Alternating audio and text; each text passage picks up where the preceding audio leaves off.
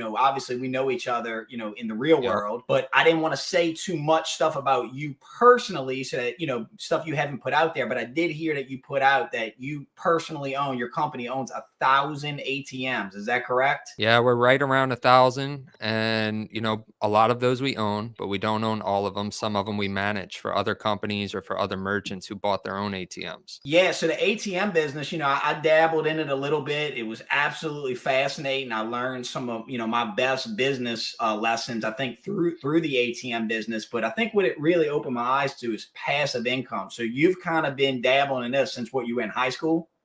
Yeah. So my first, let's see, the first time I worked with ATMs, I was 15 years old. I had a family member who was early in the ATM game, helped them out a little bit, went off on my own at 16 years old in high school, started with one ATM and just kept growing. I got addicted to it. And I'm really still addicted to it. And I'm always, putting out more, putting out more, putting out more. And now it's bigger than just ATMs. It's all kinds of other unattended devices and unattended businesses, but same principles. Did you ever think, when you were 16, when you ventured off to do your own thing, did you ever think it could be as big as it is now? No, definitely not. I think the bar kept getting raised. So in the beginning, I remember when I really wanted to have like 2, and then I wanted 5, and then I was like, man, one day I'll have 10, one day I'll have 20, one day I'll have 50, one day I'll have 100, and so the bar just kept going higher and higher and higher, and it still keeps going higher, um, with everything that we do, and what seemed impossible at that time and many other times after that just kept becoming possible. We'd set a new goal and work really hard at it and achieve the goal. So, whether it was going 5 to 10, 10 to 20, 20 to 50, it seems really hard at the time. And now, what seemed impossible then that might have taken a year or two to do back then, we might be able to do in like a month or a quarter. So it's changed. I remember too, like the accounts that I thought I'd probably never be able to get, I'd never have. And that's like, like airports and these giant 2,000 room hotels. I dream about having those, and I'd be like, man, I'm late to the game. Somebody else already has that. They have it locked up.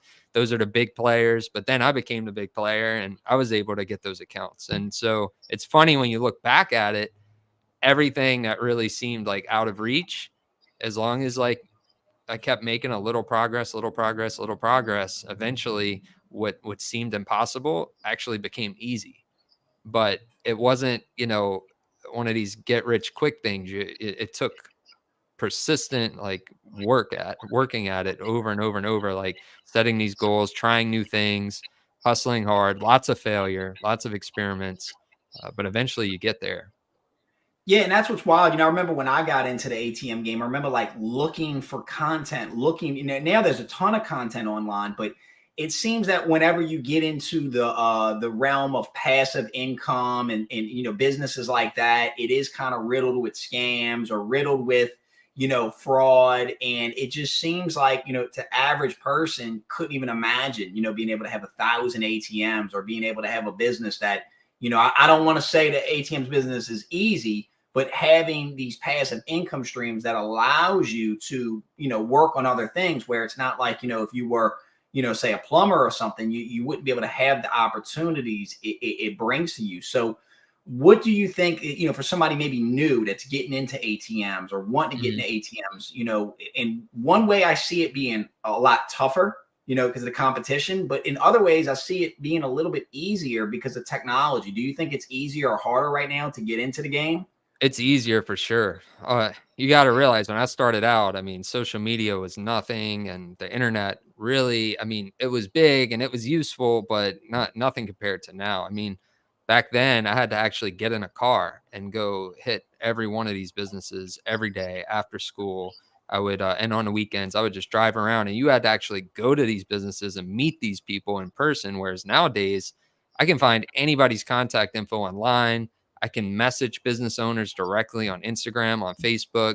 And, really, I'm kind of late to that because there's been some new guys who've gotten in who've grown even faster than I grew because they were younger and understood that technology better. And they've been able to take social media and just like take it and run with it and grow their ATM businesses or other unattended businesses like really fast.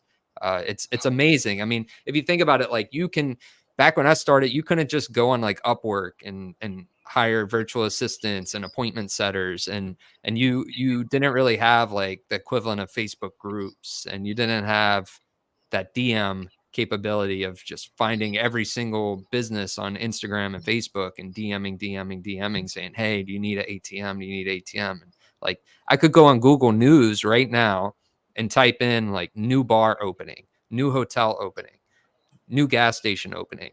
And I can find like every new bar, hotel, or gas station opening in like the whole country.